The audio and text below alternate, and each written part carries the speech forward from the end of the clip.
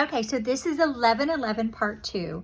So what this is, let's unpack all of this. This isn't just, oh, 11:11, that's sweet, that's fun.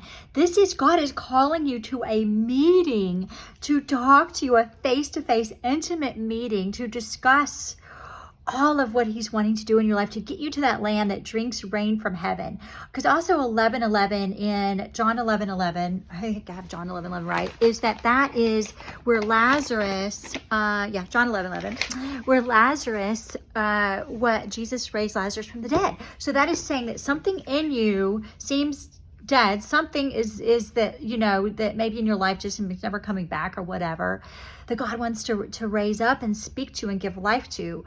But he's calling us to a meeting to do that. And also in Hebrews 11:11, which is so crazy, all these 11:11s, what they mean is also about Sarah and Abraham, that it's about this long promise that they were waiting for forever. So it's something maybe that you've been waiting for, but God is saying, come to this burning bush meeting with me like Moses did.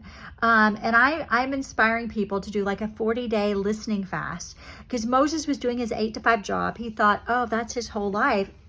And God is like, hey, I was preparing you. So who knows how long they sat in the tent of this intimate face-to-face time with God, where God spoke to Moses and said, this is what I've been preparing you for. This is your calling. These are your gifts. This is what you're capable of.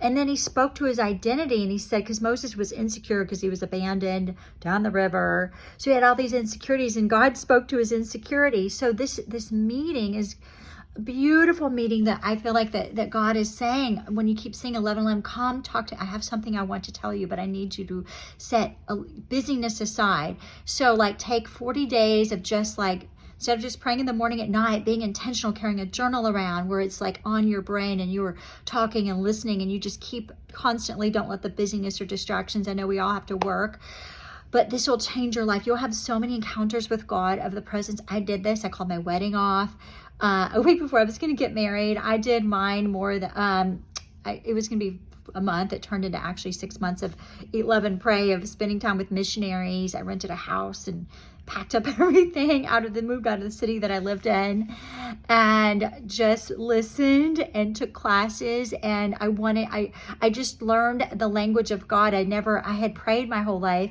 but I never understood how God was speaking, of listening at a more intentional way, of like how all these different ways he was talking it. And it radically changed my life by doing this meeting, of doing a proper thing, of adoring who God is, stopping and listening, and just taking this more time aside, because God wants to tell you just really unique things.